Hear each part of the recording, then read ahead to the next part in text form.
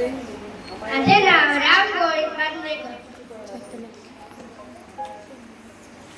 सह्याद्रीच्या छाताडातून नाथवादी गाजे, सह्याद्रीच्या छाताडातून नाथवादी गाजे, काळजातली आमच्या रक्तात वाहती राजे.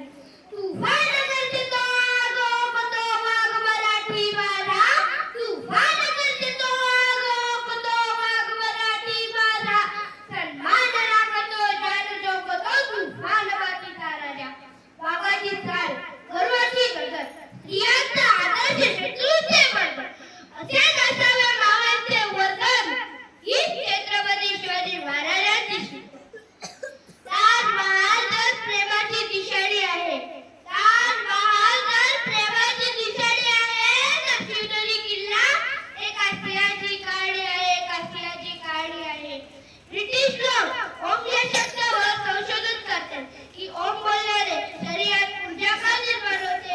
खरं तर हे संशोधन तर छत्रपती शिवाजी महाराज या नावावर करायला हवे, कारण हे नाव घेताच अंगावरती शहारे उभे राहतात, हृदयाचे ठोके वाजतात, शरीरात एक वेगळीच ऊर्जा निर्माण होते.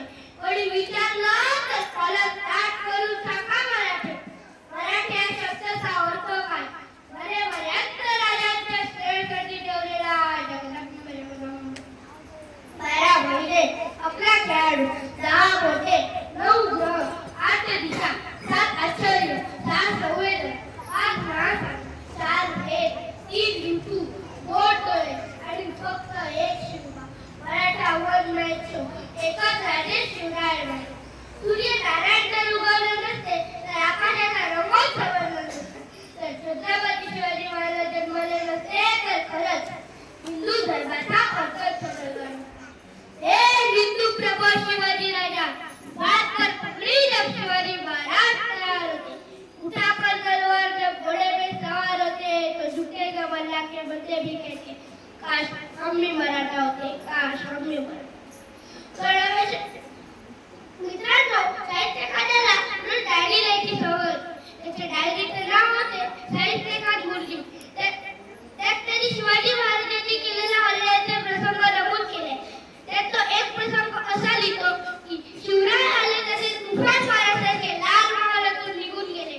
काही वेळाने गोंधळ थांबला. साहित्यकाराची एक बहीण धावत त्याच्या जवळ आली आणि म्हणाली, भाईजान, मेरी बेटी लापता है भाईजान.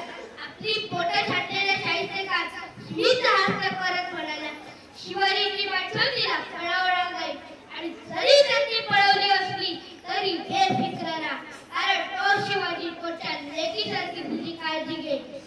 अरे कोणता विश्वास दुश्मनालाही शिवाजी महाराजांच्या चारित्र्यावर. अर्थातच ती मुलगी एका पिंपात लपून बसली होती. थोड्या वेळाने ती सापडली. छत्रपती शिवाजी महाराजांना मारत असते. वार 16व्या शतकात शिवनेरीवरील तारा चमकला.